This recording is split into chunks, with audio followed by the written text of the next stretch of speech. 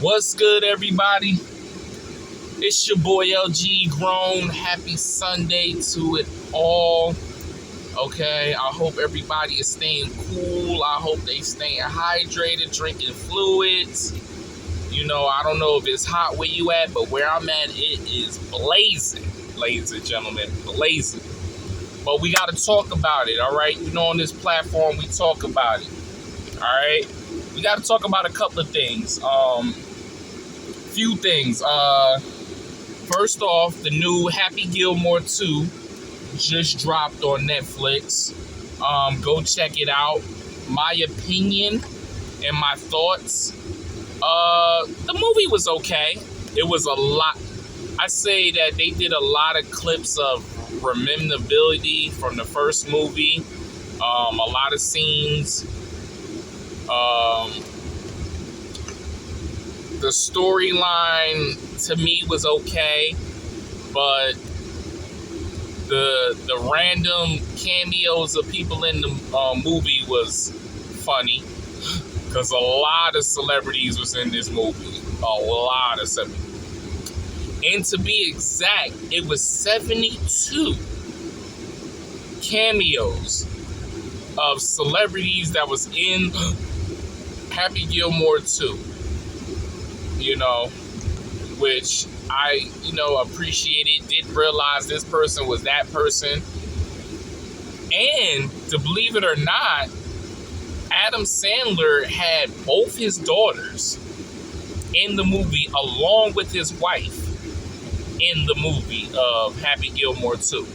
That was interesting in the movie. I didn't know that he had his two daughters in the movie, but they were in the movie in Happy Gilmore. So that's just a nugget that y'all need to check it out. If I had to give it out of 10, I give it a strong 5.5. It is definitely, I don't think it's better than the original Happy Gilmore. I think Happy Gilmore 1 was such a classic, funny. This one was like, okay, they just like embrace this movie of, trying to put a little bit of twisted.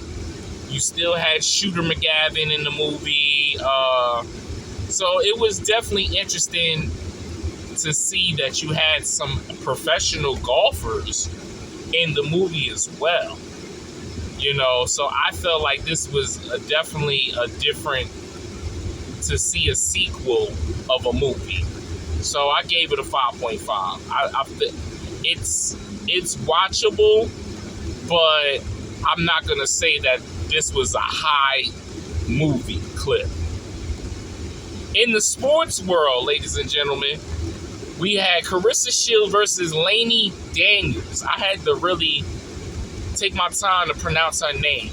Lainey Daniels. Fight last night, 10-rounder. One ref actually gave Lainey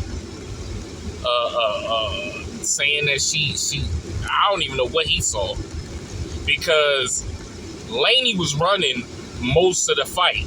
She was running like a track star. She was just circling. It was to the point Clarissa Shields said she started chasing her and was draining herself trying to fight her because she just kept running. But when you look at the landing punches that Clarissa Shields threw, she threw over 500 punches, and I think she landed 200 of them. And the other girl, she only threw like 100 something and only landed half of that. So you clearly see that Clarissa Shields was stronger, tougher, and it's going to be hard to see who is getting in the ring with Clarissa Shields. I know this Layla Ali talking about she only take $15 million, and Clarissa Shields said, look, we can get you that. What's up? Are you going to take this fight? I personally, and I say this in the utmost respect, I really don't want to see Clarissa Shields and Layla Ali because we're not going to get the Layla Ali that I want to see Layla Ali. When Layla Ali was in her prime, that's when I really wanted to see Layla Ali. And to her to come back in the ring and your first fight is Clarissa Shields and she's saying she can beat her, I just don't know. I just don't know. Clarissa Shields, I respect Clarissa Shields, but she ain't gonna dodge smoke. She not gonna dodge nobody that wants it. So you gotta respect the fighter like that. Like, I respect her for not like turning another wave like, oh nah, I ain't gonna fight. Like, she wants it. She wants to fight the best. So y'all gotta give her respect. Like, she ain't one of them that be like, oh, the bracket says I'm supposed to fight this person. Nah. If you say I can beat Clarissa Shields get you a shot. And that's just simple. That and you gotta respect that type of fighter that do not dodge smoke. That's like Tank David. That's like Tank. Let's just say Tank, for example. Some people dodge fighting Tank. But when you got a girl like Clarissa Shields would have been like, listen, I'll fight him. I ain't scared. Let's go. You gotta respect that. She's undefeated. Has no loss. No loss. Undefeated. Put some respect on Clarissa Shields, okay? Put some respect on her. Alright? Salute to Clarissa Shields. Alright? Big fight last night in her town, her city, Detroit. She didn't knock the girl out. They went 10 rounds, but it was unanimous. She was winning the entire fight. You know, she was winning the entire fight.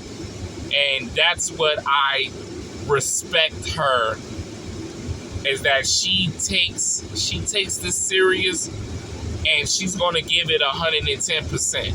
So shout out to Clarissa Shields. In breaking news, breaking news, we just gave the bag to Jake Ferguson. Yes, this is not Michael Parson. I know we've been waiting on to hear Michael Parson got his bag, and we should hear that soon to come. But Jake Ferguson has a 4-year extension with the Dallas Cowboys. They gave him a $52 million contract. So shout out to Jake Ferguson. You know what I'm saying? Apparently the Cowboys believe in Ferguson.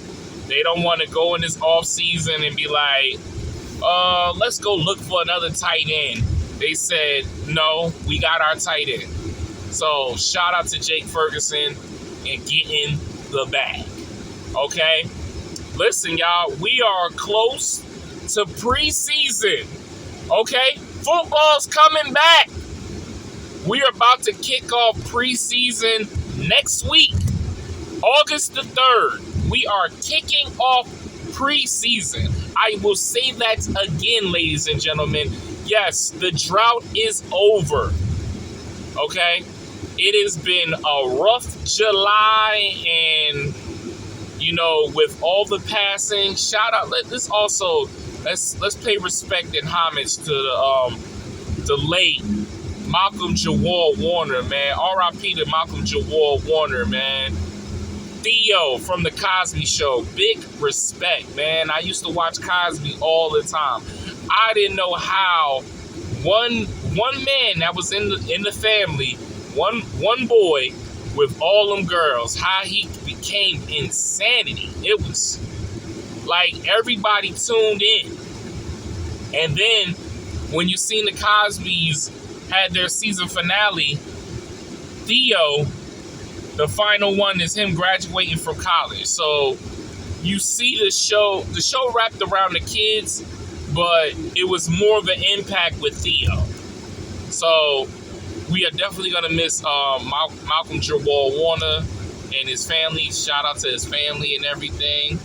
Also, we had Ozzy. I always say his name wrong. Ozzy.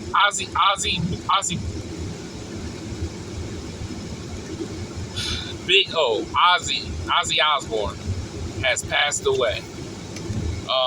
R.I.P. to him. Pay respect. And then we lost wrestling Hall of Famer Hulk Hogan passed away.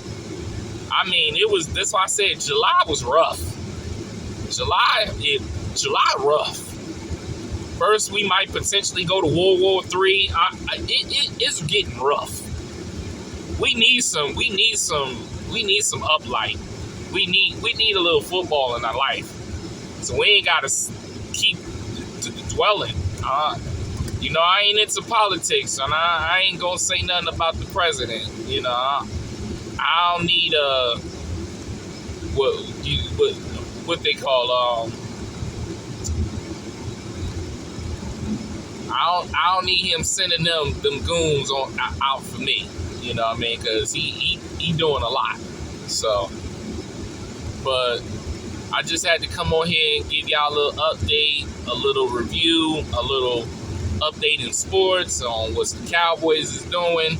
Any breaking news happen, your boy is on it. The question for Dallas, there's a couple of players that's in the market that just got released, cut.